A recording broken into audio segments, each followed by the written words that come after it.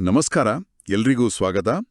ಇವತ್ತು ನಾವು ಆ, ಒಂದು ಡಿಸೆಂಬರ್ 24, 2025 ಒಂದು ಆಧ್ಯಾತ್ಮಿಕ ಪ್ರವಚನದ ಬಗ್ಗೆ ಆಳವಾಗಿ ಮಾತಾಡೋಣ ಅಂತಿದ್ದೀವಿ. ಹೌದು. ಇದರ ಮುಖ್ಯ ವಿಷಯವೇ ಮಹಾದಾನಿ ಆಗೋದು. ಅಂದ್ರೆ ಒಬ್ಬ ಶ್ರೇಷ್ಠ ದಾನಿ ಆಗೋದು ಹೇಗೆ ಅಂತ. ಹೌದು, ಬಹಳ ಆಳವಾದ ವಿಷಯ ಇದು. ಈಗ ದಾನ ಅಂದ ತಕ್ಷಣ ನಮ್ಗೆಲ್ಲ ಹಣ, ವಸ್ತು ಈ ಥರದ ವಿಷಯಗಳೇ ನೆನಪಾಗುತ್ತೆ ಅಲ್ವಾ? ಖಂಡಿತ. ಅನ್ನದಾನ, ವಸ್ತ್ರದಾನ. ಅದೇ. ಆದರೆ ಈ ಮೂಲದಲ್ಲಿ ಒಂದು ಅದ್ಭುತವಾದ ಮಾತು ಹೇಳಿದ್ದಾರೆ. ಅವಿನಾಶಿ ಜ್ಞಾನ ರತ್ನಗಳ ದಾನವೇ ಮಹಾದಾನ. ಅದೇ ನಮ್ಮ ಇವತ್ತಿನ ಚರ್ಚೆಯ ಮುಖ್ಯ ತಿರುಳು. ಹೌದು. ಈ ಜ್ಞಾನದ ದಾನದಿಂದ ರಾಜಾಯಿ ಅಂದ್ರೆ ಸಾರ್ವಭೌಮತ್ವ ಹೇಗೆ ಸಿಗುತ್ತೆ ಅನ್ನೋದನ್ನ ಸ್ವಲ್ಪ ಆಳವಾಗಿ ನೋಡೋಣ. ಖಂಡಿತ. ಈ ಚರ್ಚೆ ಕೇವಲ ಒಂದು ತತ್ವಶಾಸ್ತ್ರದ ಬಗ್ಗೆ ಅಲ್ಲ. ಇದು ಒಂದು ರೀತಿ ಮಹಾದಾನಿ ಆಗ್ಲಿಕ್ಕೆ ಇರುವ ಒಂದು ಪ್ರಾಕ್ಟಿಕಲ್ ಬ್ಲೂ ಪ್ರಿಂಟ್ ಇದ್ದ ಹಾಗೆ. ಯಾರು ನಿಜವಾದ ಮಹಾದಾನಿ, ಅವರ ಲಕ್ಷಣಗಳೇನು, ಆ ಸ್ಥಿತಿಯನ್ನು ತಲುಪಲಿಕ್ಕೆ ನಾವೇನ್ ಮಾಡಬೇಕು ಅನ್ನೋದಕ್ಕೆ ಒಂದು ಸ್ಪಷ್ಟವಾದ ನಕ್ಷೆಯನ್ನ ಈ ಮೂಲ ನಮ್ಗೆ ಕೊಡುತ್ತೆ. ಸರಿ, ಹಾಗಿದ್ರೆ ಮೊದಲನೇ ಪ್ರಶ್ನೆಯಿಂದಲೇ ಶುರು ಮಾಡೋಣ. ಅವಿನಾಶಿ ಜ್ಞಾನರತ್ನಗಳ ದಾನವೇ ಮಹಾದಾನ ಅಂತ ಹೇಳಲಾಗಿದೆಯಲ್ಲ, ಆದರೆ ಸಾಮಾನ್ಯವಾಗಿ ನಾವು ನೋಡೋ ಹಾಗೆ ಯಾರಾದರೂ ಒಂದು ದೊಡ್ಡ ಆಸ್ಪತ್ರೆ ಕಟ್ಟಿಸಿದ್ರೆ ಹೌದು, ಅದನ್ನೇ ದೊಡ್ಡ ದಾನ ಅಂತಾರೆ. ಅದನ್ನೇ ದೊಡ್ಡ ದಾನ ಅಂತ ಸಮಾಜ ಕೊಂಡಾಡುತ್ತೆ. ಹಾಗಿದ್ದಾಗ ಜ್ಞಾನದಾನ ಅದಕ್ಕಿಂತ ಶ್ರೇಷ್ಠ ಹೇಗಾಗುತ್ತೆ? ಇದು ಬಹಳ ಮುಖ್ಯವಾದ ಪ್ರಶ್ನೆ. ಯಾಕಂದ್ರೆ ಮೂಲದಲ್ಲಿ ಇದಕ್ಕೆ ಒಂದು ಸ್ಪಷ್ಟವಾದ ಉತ್ತರ ಇದೆ ನೋಡಿ. ಆಸ್ಪತ್ರೆ ಕಟ್ಸೋದು, ಧರ್ಮಶಾಲೆ ಕಟ್ಸೋದು ಖಂಡಿತವಾಗಿಯೂ ಪುಣ್ಯದ ಕೆಲಸವೇ, ಅದರಲ್ಲಿ ಅನುಮಾನ ಇಲ್ಲ. ಆದ್ರೆ ಅದನ್ನ ಅಲ್ಪಕಾಲದ ಪುಣ್ಯ ಅಂತ ಕರೆಯಲಾಗಿದೆ. ಅಲ್ಪಕಾಲದ ಪುಣ್ಯ ಅಂದ್ರೆ ಅದರ ಫಲ ಹೆಚ್ಚು ಸಮಯ ಇರೋದಿಲ್ವಾ? ಹೌದು.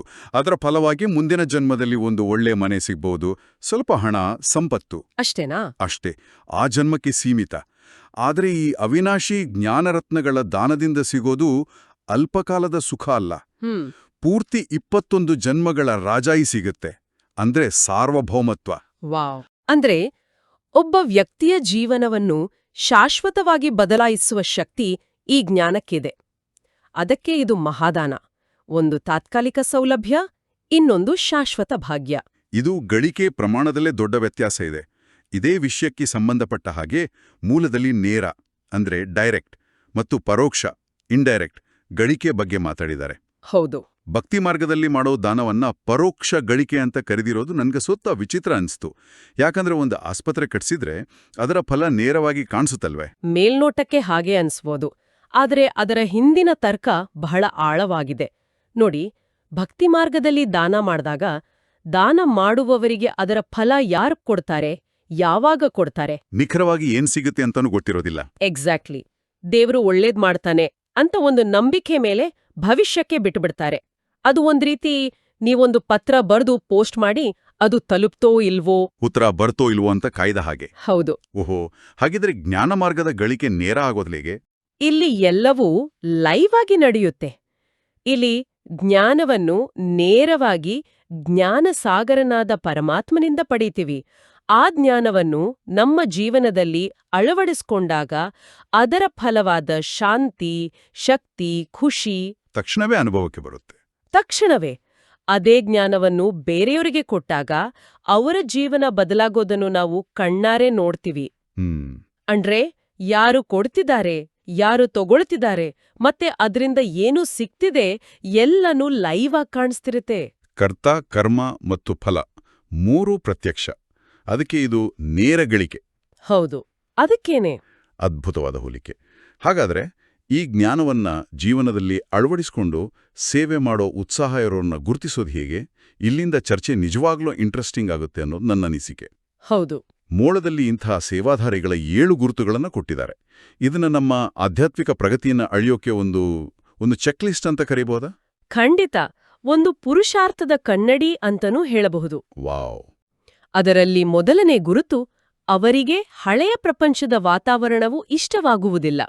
ಇದರರ್ಥ ಜಗತ್ತಿನ ಮೇಲೆ ಜುಗುಪ್ಸೆ ಬರುತ್ತೆ ಅಂತನಾ? ಲೌಕಿಕ ಜೀವನದಿಂದ ದೂರ ಓಡಿ ಹೋಗೋದು ಅಂತನಾ? ಇಲ್ಲ, ಖಂಡಿತ ಇಲ್ಲ. ಇದರರ್ಥ ಅದಲ್ಲ. ಇದರ ನಿಜವಾದ ಅರ್ಥ ಬುದ್ಧಿಯ ಆಂತರಿಕ ಸೆಳೆತ ಮತ್ತು ಲಗಾವು ಅಂದ್ರೆ ಅಟ್ಯಾಚ್ಮೆಂಟ್ ಈ ಹಳೆಯ ಪ್ರಪಂಚದಿಂದ ಸಂಪೂರ್ಣವಾಗಿ ಮುಗಿದು ಹೋಗಿರುತ್ತೆ. ಒಂದು ಉದಾಹರಣೆ ಕೊಡಿ. ಕೆಸರಿನಲ್ಲಿ ಕಮಲದ ಹೂವು ಅರಳಿದರೂ ಅದು ಕೆಸರಿನಿಂದ ನಿರ್ಲಿಪ್ತವಾಗಿ ಅಂಟಿಕೊಳ್ಳದೇ ಇರುತ್ತಲ್ಲ ಹಾಗೆ. ಅವರು ತಮ್ಮ ಎಲ್ಲಾ ಜವಾಬ್ದಾರಿಗಳನ್ನು ನಿಭಾಯಿಸ್ತಾರೆ, ಸಂಸಾರದಲ್ಲಿ ಇರ್ತಾರೆ, ಆದ್ರೆ ಮನಸ್ಸು ಬುದ್ಧಿಯಲ್ಲಿ ಈ ಪ್ರಪಂಚ ಹಳೆಯದು, ಪತಿತವಾದದ್ದು ಅನ್ನೋ ಸ್ಪಷ್ಟ ಅರಿವು ಇರುತ್ತೆ. ಓಕೆ, ಎರಡನೇ ಗುರುತು ಅನೇಕರ ಸೇವೆ ಮಾಡಿ ತನ್ನ ಸಮಾನರನ್ನಾಗಿ ಮಾಡುವುದರಲ್ಲಿ ಅವರಿಗೆ ಖುಷಿ ಸಿಗ್ತದೆ ಅಂತ ಹೇಳುತ್ತೆ. ಹೌದು, ಇಲ್ಲಿ ತನ್ನ ಸಮಾನ ಅನ್ನೋ ಪದಕ್ಕೆ ಬಹಳ ತೂಕ ಇದೆ ಅನ್ಸುತ್ತೆ. ಖಂಡಿತವಾಗಿಯೂ. ಒಬ್ಬ ನಿಜವಾದ ಸೇವಾಧಾರಿ ತನಗಿಂತ ಕಡಿಮೆ ಇರುವ ಶಿಷ್ಯರ ಗುಂಪನ್ನ ಕಟ್ಕೊಳ್ಳೋದ್ರಲ್ಲಿ ಖುಷಿ ಪಡೋದಿಲ್ಲ. ಬದಲಿಗೆ ತನಗೆ ಸಿಕ್ಕಿದ್ದ ಜ್ಞಾನ, ಶಕ್ತಿ, ಗುಣಗಳನ್ನ ಬೇರೆಯವರಿಗೂ ಕೊಟ್ಟು ಅವರನ್ನು ತನ್ನ ಮಟ್ಟಕ್ಕೆ, ತನ್ನ ಸಮಾನರನ್ನಾಗಿ ಮಾಡೋದ್ರಲ್ಲೇ ಅವರಿಗೆ ನಿಜವಾದ ಆನಂದ ಸಿಗುತ್ತೆ. ಅಂದ್ರೆ ಇದು ಫಾಲೋವರ್ಸ್ಗಳನ್ನ ಸೃಷ್ಟಿಸೋದಲ್ಲ, ಲೀಡರ್ಸ್ಗಳನ್ನ ಸೃಷ್ಟಿಸೋದು. ಎಕ್ಸಾಕ್ಟ್ಲಿ. ನಿಸ್ವಾರ್ಥತೆ ಮತ್ತು ಉದಾರತೆ ನಿಜವಾದ ಸಂಕೇತ ಇದು. ಮೂರನೇ ಗುರುತು ಕೇಳಿದಾಗ ನನಗಂತೂ ಸ್ವಲ್ಪ ಗೊಂದಲ ಆಯಿತು. ಹೇಳಿ. ಓದುವುದರಲ್ಲಿ ಮತ್ತು ಓದಿಸುವುದರಲ್ಲಿಯೇ ಅವರಿಗೆ ಆರಾಮ ಸಿಗುತ್ತದೆ.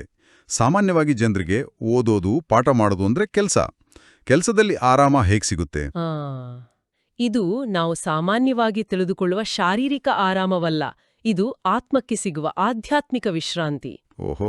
ಇದಕ್ಕೊಂದು ಹೋಲಿಕೆ ಕೊಡೋದಾದ್ರೆ, ಒಬ್ಬ ವಿಜ್ಞಾನಿಗೆ ತನ್ನ ಪ್ರಯೋಗಾಲಯದಲ್ಲಿ ಗಂಟೆಗಟ್ಲೆ ಕೆಲಸ ಮಾಡಿದ್ರೂ ಆಯಾಸ ಆಗೋದಿಲ್ಲ, ಯಾಕಂದ್ರೆ ಅದರಲ್ಲಿ ಒಂದು ರೀತಿಯ ಆನಂದ ಸಿಗುತ್ತೆ. ಹೌದು, ನಿಜ. ಒಬ್ಬ ಕಲಾವಿದನಿಗೆ ತನ್ನ ಕಲೆಯಲ್ಲಿ ನೆಮ್ಮದಿ ಸಿಗುತ್ತೆ. ಹಾಗೆಯೇ ಒಬ್ಬ ಆಧ್ಯಾತ್ಮಿಕ ವಿದ್ಯಾರ್ಥಿಯ ಆತ್ಮಕ್ಕೆ ಈ ಜ್ಞಾನವೇ ಆಹಾರ. ಅಂದ್ರೆ ಆತ್ಮದ ಆಹಾರ. ಹೌದು. ಆ ಜ್ಞಾನದ ಚಿಂತನೆ ಮಾಡೋದು, ಅದನ್ನ ಬೇರೆಯವರಿಗೆ ಹಂಚೋದು, ಇದೇ ಅವರಿಗೆ ದೊಡ್ಡ ಮನರಂಜನೆ ಮತ್ತು ಆಳವಾದ ವಿಶ್ರಾಂತಿಯಾಗಿ ಬದಲಾಗುತ್ತೆ. ದೇಹ ಸೋಫಾ ಮೇಲೆ ಕೂತಾಗ ಸಿಗೋದು ರೆಸ್ಟ್ ಅಲ್ಲ, ಆತ್ಮ ತನ್ನ ಸ್ವರೂಪದಲ್ಲಿ ಸ್ಥಿತವಾದಾಗ ಸಿಗೋದೇ ನಿಜವಾದ ಆರಾಮ್. ವಾವ್, ಅದ್ಭುತ. ಈಗ 4ನೇ ಗುರುತು ನೋಡಿದ್ರೆ ಈ ಸೇವೆಯ ತೀವ್ರತೆ ಎಷ್ಟಿರುತ್ತೆ ಅಂತ ಗೊತ್ತಾಗುತ್ತೆ. ವಿವರಿಸುತ್ತಾ ಗಂಟಲು ಕೆಟ್ಟರೂ ಖುಷಿಯಾಗಿರುತ್ತಾರೆ. ಇದು ಸ್ವಲ್ಪ ಅತಿಶಯೋಕ್ತಿ ಅನ್ಸಬಹುದು, ಆದ್ರೆ ಇದು ದೇಹದ ಪ್ರಜ್ಞೆಯನ್ನು ಮೀರಿದ ಸ್ಥಿತಿಯಲ್ವೇ? ಖಂಡಿತ. ಇದು ಮ್ಯಾರಥಾನ್ ಓಟಗಾರರು ಪೇನ್ ಬ್ಯಾರಿಯರ್ ಅಂತ ಹೇಳ್ತಾರಲ್ಲ, ಅದನ್ನ ದಾಟಿದ ಹಾಗೆ. ಓ ಹೌದು. ಗುರಿ ಅಷ್ಟು ಸ್ಪಷ್ಟವಾಗಿ, ಅಷ್ಟು ದೊಡ್ಡದಾಗಿ ಕಂಡಾಗ ದೈಹಿಕ ನೋವುಗಳು ಗೌಣವಾಗಿ ಬಿಡುತ್ತವೆ. ಇಲ್ಲಿ ಒಬ್ಬ ಆತ್ಮನಿಗೆ ಜ್ಞಾನ ಕೊಡೋದ್ರಿಂದ ಅವರ 21 ಜನ್ಮಗಳ ಕಲ್ಯಾಣ ಆಗುತ್ತೆ ಅನ್ನೋ ಅರಿವು ಆ ಸೇವಾಧಾರಿಗೆ ಇರುತ್ತೆ. ಆ ದೊಡ್ಡ ಪ್ರಾಪ್ತಿಯ ಮುಂದೆ ಈ ಗಂಟಲು ನೋವು, ಮೈಕೆ ನೋವು ಒಂದು ಲೆಕ್ಕಕ್ಕೆ ಬರೋದಿಲ್ಲ. ಖಂಡಿತವಾಗಿಯೂ. ಸರಿ, ಇನ್ನು 5ನೇ ಗುರುತು ಇಂದಿನ ಜಗತ್ತಿಗೆ ಸ್ವಲ್ಪ ಸವಾಲಿನ ವಿಷಯ. ಯಾರ ಆಸ್ತಿಯ ಆಸೆ ಇರುವುದಿಲ್ಲ. ಈಗಿನ ಕಾಲದಲ್ಲಿ ಹಣಕಾಸಿನ ಭದ್ರತೆ, ಆಸ್ತಿ ಮಾಡೋದು ಒಂದು ಜವಾಬ್ದಾರಿಯುತ ನಡವಳಿಕೆ ಅಂತ ಪರಿಗಣಿಸಲಾಗುತ್ತೆ. ಹಾಗಿದ್ದಾಗ ಈ ಬೋಧನೆಯನ್ನ ಹೇಗೆ ಅರ್ಥ ಮಾಡ್ಕೊಳ್ಳೋದು? ಇದು ಬಹಳ ಪ್ರಾಯೋಗಿಕವಾದ ಪ್ರಶ್ನೆ. ಇಲ್ಲಿ ಹೇಳಿರೋದು ಜವಾಬ್ದಾರಿಗಳನ್ನು ಬಿಟ್ಟುಬಿಡಿ ಅಂತಲ್ಲ. ಓಕೆ. ಇದರ ಆಳವಾದ ಅರ್ಥ, ಅವರ ಬುದ್ಧಿಯಲ್ಲಿ ಇಡೀ ವಿಶ್ವದ ಸಾಮ್ರಾಜ್ಯದ ನಶೆ ಇರುತ್ತೆ. ಯಾರು ಇಡೀ ಜಗತ್ತಿನ ಮಾಲೀಕರಾಗುವ ಗುರಿ ಇಟ್ಕೊಂಡಿದ್ದಾರೋ ಅವರು ಬೇರೆಯವರ ಒಂದು ಸಣ್ಣ ಮನೆ ಅಥವಾ ಆಸ್ತಿಯ ತುಣುಕಿನಲ್ಲಿ ತಮ್ಮ ಬುದ್ಧಿಯನ್ನ ಏಕೆ ಸಿಲುಕಿಸ್ಕೊಳ್ತಾರೆ? ಅದು ಒಂದು ರೀತಿಯಲ್ಲಿ ಮುಂದಿನ ದಿನಗಳಲ್ಲಿ ಇಡೀ ಕಂಪನಿಯ ಸಿಇಒ ಆಗಲಿಕ್ಕೆ ಹೊರಟವನು ಬೇರೆಯವರ ಕ್ಯಾಬಿನ್ ನೋಡಿ ಅಸೂಯಪಟ್ಟ ಹಾಗೆ. ಪರ್ಫೆಕ್ಟ್. ಅಂತಹ ಸಣ್ಣಪುಟ್ಟ ಆಸ್ತಿಗಳು ಆತ್ಮವನ್ನು ಬಂಧನದಲ್ಲಿ ಸಿಲುಕಿಸ್ತವೆ ಅನ್ನೋ ಅರಿವು ಅವರಿಗಿರುತ್ತೆ. ದೃಷ್ಟಿ ದೊಡ್ಡದಿದ್ದಾಗ ಸಣ್ಣಪುಟ್ಟ ಆಕರ್ಷಣೆಗಳು ಮಾಯವಾಗ್ತವೆ. 6ನೇ ಗುರುತಿನಲ್ಲಿ ಒಂದು ವಿಶಿಷ್ಟ ಪದ ಬಳಸಿದ್ದಾರೆ, ರಗೆಗಳು. ಹೌದು. ಎಲ್ಲಾ ಕಡೆಯಿಂದ ರಗೆಗಳು ಅಂದ್ರೆ ಸೂಕ್ಷ್ಮ ಲಗತ್ತುಗಳು ತುಂಡಾಗಿರುತ್ತವೆ. ಈ ರಗೆಗಳು ಅಂದ್ರೆ ನಿಖರವಾಗಿ ಏನು? ಅದಕ್ಕೊಂದು ದೈನಂದಿನ ಜೀವನದ ಉದಾಹರಣೆ ಕೊಡ್ಬೋದಾ? ಖಂಡಿತ. ರಗೆಗಳು ಅಂದ್ರೆ ಸೂಕ್ಷ್ಮವಾದ ಅಟ್ಯಾಚ್ಮೆಂಟ್ ಮತ್ತು ಆಕರ್ಷಣೆಯ ದಾರಗಳು ಅಂತ ಹೇಳ್ಬಹುದು. ಇದು ಕೇವಲ ಒಂದು ಮನೆ ಅಥವಾ ಒಬ್ಬ ವ್ಯಕ್ತಿಯ ಮೇಲಿನ ದೊಡ್ಡ ಅಟ್ಯಾಚ್ಮೆಂಟ್ ಮಾತ್ರ ಅಲ್ಲ. ಉದಾಹರಣೆಗೆ, ಟ್ರಾಫಿಕ್ನಲ್ಲಿ ಯಾರಾದ್ರೂ ನಮ್ಮನ್ನು ಓವರ್ಟೇಕ್ ಮಾಡಿದಾಗ ಬರುವ ಸಣ್ಣ ಕಿರಿಕಿರಿ. ಹೌದು. ನಾವು ಮಾಡಿದ ಕೆಲ್ಸಕ್ಕೆ ಯಾರಾದ್ರೂ ಹೊಗಳಿದಾಗ ಬರುವ ಒಂದು ಸಣ್ಣ ಹೆಮ್ಮೆ, ಅಥವಾ ಯಾರಾದ್ರೂ ನಮ್ಮ ಮಾತನ್ನು ಕೇಳದಿದ್ದಾಗ ಬರುವ ನಿರಾಸೆ, ಇವೆಲ್ಲವೂ ಸೂಕ್ಷ್ಮ ರಗೆಗಳೇ. ಓಹೋ. ಇವು ನಮ್ಮ ಶಕ್ತಿಯನ್ನು ಮತ್ತು ಸಮಯವನ್ನು ಸೂಕ್ಷ್ಮವಾಗಿ ಕದಿತಾವೆ. ಈ ರಗೆಗಳು ತುಂಡಾಗಿವೆ ಅಂದ್ರೆ ಬುದ್ಧಿಯೋಗ ಸಂಪೂರ್ಣವಾಗಿ ಒಂದೇ ಪರಮಾತ್ಮನೊಂದಿಗೆ ಜೋಡಣೆ ಆಗಿದೆ ಅಂತ ಅರ್ಥ. ಸಣ್ಣಪುಟ್ಟ ವಿಷಯಗಳಿಗೆ ಬುದ್ಧಿ ಅಲುಗಾಡುವುದಿಲ್ಲ ಅಂತ ಅರ್ಥ. ಕೊನೆಯದಾಗಿ 7ನೇ ಗುರುತು ಈ ಎಲ್ಲದರ ಸಾರಾಂಶದಂತೆ ಇದೆ. ಅವರು ತಂದೆಯ ಸಮಾನ ಉದಾರ ಚಿತ್ತವುಳ್ಳವರಾಗಿರುತ್ತಾರೆ. ಹೌದು. ಇದು ಮಹಾದಾನಿ ಅನ್ನೋ ಪದಕ್ಕೆ ಪೂರ್ಣ ನ್ಯಾಯ ಒದಗಿಸುವ ಲಕ್ಷಣ. ಹೇಗೆ ಜ್ಞಾನಸಾಗರನಾದ ತಂದೆ ತನ್ನ ಜ್ಞಾನ, ಶಕ್ತಿ, ಕರುಣೆಯನ್ನ ಮಕ್ಕಳ ಮೇಲೆ ಧಾರಾಳವಾಗಿ ಸುರಿಸ್ತಾರೋ ಹಾಗೆಯೇ ಸೇವಾಧಾರಿ ಮಕ್ಕಳು ಕೂಡ ತಮ್ಮ ತನು, ಮನ, ಧನ, ಸಮಯ ಮತ್ತು ಸಂಕಲ್ಪ ಎಲ್ಲವನ್ನೂ ವಿಶ್ವ ಸೇವೆಗಾಗಿ ಉದಾರವಾಗಿ ಬಳಸ್ತಾರೆ. ಸೇವೆಯಲ್ಲಿ ಇದು ನನ್ನದು, ಇದು ನನಗಾಗಿ ಅನ್ನೋ ಸಂಕುಚಿತ ಮನೋಭಾವ ಇರೋದಿಲ್ಲ. ಈ 7 ಗುರುತುಗಳು ನಿಜಕ್ಕೂ ನಮ್ಮನ್ನು ನಾವೇ ಪರಿಶೀಲಿಸಿಕೊಳ್ಳಲು ಒಂದು ಅತ್ಯುತ್ತಮ ಮಾರ್ಗದರ್ಶಿ. ಈ ಚರ್ಚೆಯನ್ನು ಮುಂದುವರಿಸೋಣ. ಮೂಲದಲ್ಲಿ ಒಂದು ಬೆರಗುಗೊಳಿಸುವ, ಬಹುಶಃ ಸ್ವಲ್ಪ ವಿವಾದಾತ್ಮಕ ಅನಿಸುವಂಥ ಒಂದು ಮಾತು ಹೇಳಲಾಗಿದೆ. ಹೇಳಿ. ಈ ಸಂಗಮಯುಗದ ಜೀವನವು ದೇವತೆಗಳಿಗಿಂತಲೂ ಶ್ರೇಷ್ಠವಾಗಿದೆ ಅಂತ. ಇದು ಕೇಳೋಕೆ ಒಂದು ರೀತಿ ಧರ್ಮನಿಂದನೆ ಮಾಡಿದಾಗೆ ಅನಿಸ್ಬೋದು. ಇದು ಹೇಗೆ ಸಾಧ್ಯ? ಇದು ಈ ಸಂಗಮಯುಗದ ಅತ್ಯಂತ ದೊಡ್ಡ ವಿಶೇಷತೆ. ನಮ್ಮ ಜೀವನ ಈ ಸಮಯದಲ್ಲಿ ದೇವತೆಗಳಿಗಿಂತ ಶ್ರೇಷ್ಠ ಆಗ್ಲಿಕ್ಕೆ 2 ಮುಖ್ಯ ಕಾರಣಗಳಿವೆ. ಓಕೆ. ಮೊದಲನೇದು ಜ್ಞಾನ. ನಮಗೆ ಸೃಷ್ಟಿಕರ್ತನಾದ ಪರಮಾತ್ಮನ ಪರಿಚಯ ಇದೆ ಮತ್ತು ಇಡೀ ಸೃಷ್ಟಿಚಕ್ರದ ಆದಿ, ಮಧ್ಯ, ಅಂತ್ಯದ ಜ್ಞಾನ ಇದೆ. ಹೌದು. ದೇವತೆಗಳಿಗೆ ಈ ಜ್ಞಾನ ಇರೋದಿಲ್ಲ. ಅವರು ಕೇವಲ ಸುಂದರವಾದ ರಚನೆ, ಅವರಿಗೆ ತಮ್ಮನ್ನು ಯಾರು ರಚಿಸಿದ್ರು ಅನ್ನೋ ಪರಿಚಯವೇ ಇರೋದಿಲ್ಲ. ಅಂದ್ರೆ ನಮ್ಮತ್ರ ಇಡೀ ಸಿನಿಮಾದ ಸ್ಕ್ರಿಪ್ಟ್ ಇದೆ, ಅವ್ರು ಕೇವಲ ಒಂದು ದೃಶ್ಯದಲ್ಲಿ ಬರುವ ಪಾತ್ರಧಾರಿಗಳು. ಹೌದು, ಅದ್ಭುತವಾದ ಹೋಲಿಕೆ. ಮತ್ತು ಎರಡನೇ ಕಾರಣ? ಎರಡನೇ ಮತ್ತು ಅತಿ ಮುಖ್ಯ ಕಾರಣವೆಂದರೆ ನಾವು ಈ ಸಮಯದಲ್ಲಿ ಪುರುಷಾರ್ಥ ಮಾಡುತ್ತಿದ್ದೇವೆ, ದೇವತೆಗಳು ಪ್ರಾಲಬ್ಧವನ್ನು ಗೋಗಿಸುತ್ತಿದ್ದಾರೆ. ಅಂದ್ರೆ ನಾವು ಈಗ ಪೂಜಾರಿಯಿಂದ ಪೂಜ್ಯರಾಗುವ ಪರಿವರ್ತನೆಯ ಪ್ರಕ್ರಿಯೆಯಲ್ಲಿದ್ದೇವೆ. ದೇವತೆಗಳು ತಾವು ಹಿಂದೆ ಮಾಡಿದ ಪುಣ್ಯದ ಫಲವನ್ನು ಅನುಭವಿಸುತ್ತಿದ್ದಾರೆ ಅಷ್ಟೇ. ಇದಕ್ಕೊಂದು ಹೋಲಿಕೆ ಅಂದ್ರೆ ಸ್ವಂತ ಪರಿಶ್ರಮದಿಂದ ಒಂದು ದೊಡ್ಡ ಸಾಮ್ರಾಜ್ಯವನ್ನು ಕಟ್ಟಿದ ಉದ್ಯಮಿ ಮತ್ತು ಆ ಸಾಮ್ರಾಜ್ಯವನ್ನು ಬಳುವಳಿಯಾಗಿ ಪಡೆದ ಅವನ ಮಗನ ನಡುವಿನ ವ್ಯತ್ಯಾಸ.